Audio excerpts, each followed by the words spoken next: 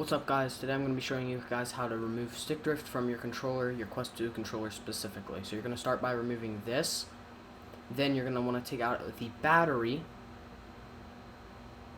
Once you've done that, this little black plate right here that kind of keeps it on, you kind of want to nudge it to kind of get it off.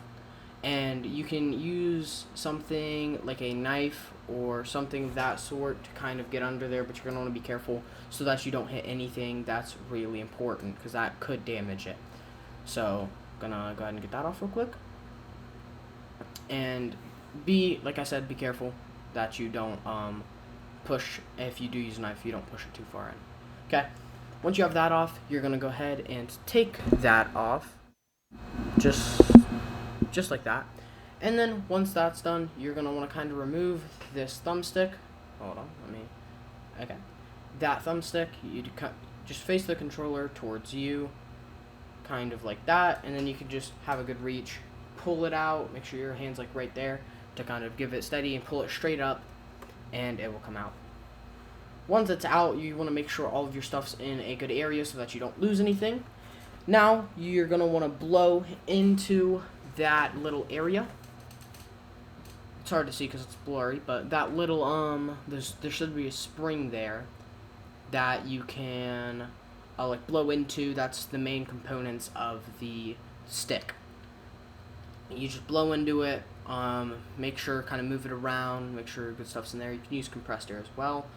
Just kind of back one.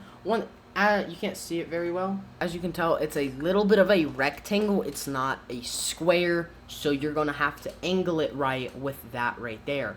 It's a rectangle, not a square, so be careful that you're doing it in the rectangle, because if you don't and you're doing it the wrong way and you push down too hard, you can definitely break it. Like I said, be super careful that everything's the right way. Once it's back on, you're just gonna put the plate back on. Now put that back on, and then you're just gonna kind of want to gently place it back on and press around the edges and stuff. Keep in mind I'm doing this with one hand because I'm holding my phone with the other, and then you're just gonna gently press it down and stuff, and it won't click on. It'll more or less just kind of go on. It won't like make a click. It'll just kind of like press. And you'll know when you can't press it down anymore. So we're just gonna put the battery back in, and then the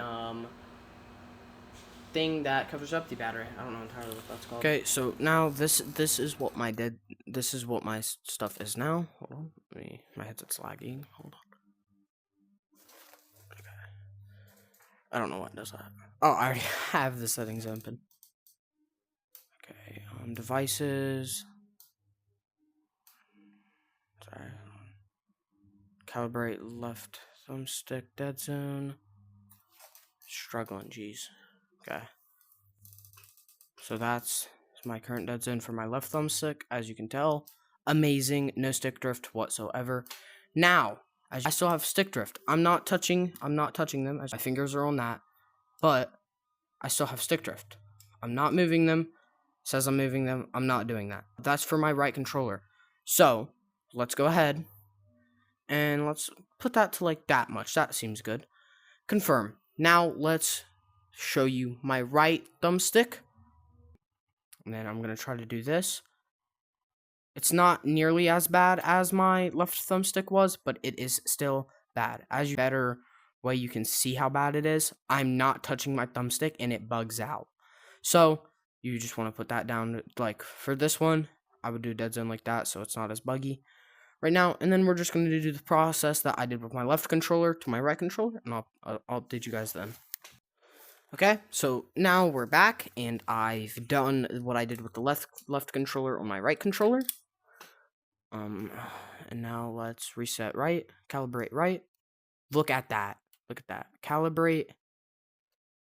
Easily done. Dead zone 100%. As you can tell, no more bugs. So this is almost 100% effective. Like, it might not work depending on how bad your stick drift was, but this controller, like I said, it would be unplayable. So if it worked for my left controller and it was that bad, I'm sure it would work. Thank you guys for watching. Like and subscribe for more, and I'll see you guys in the next.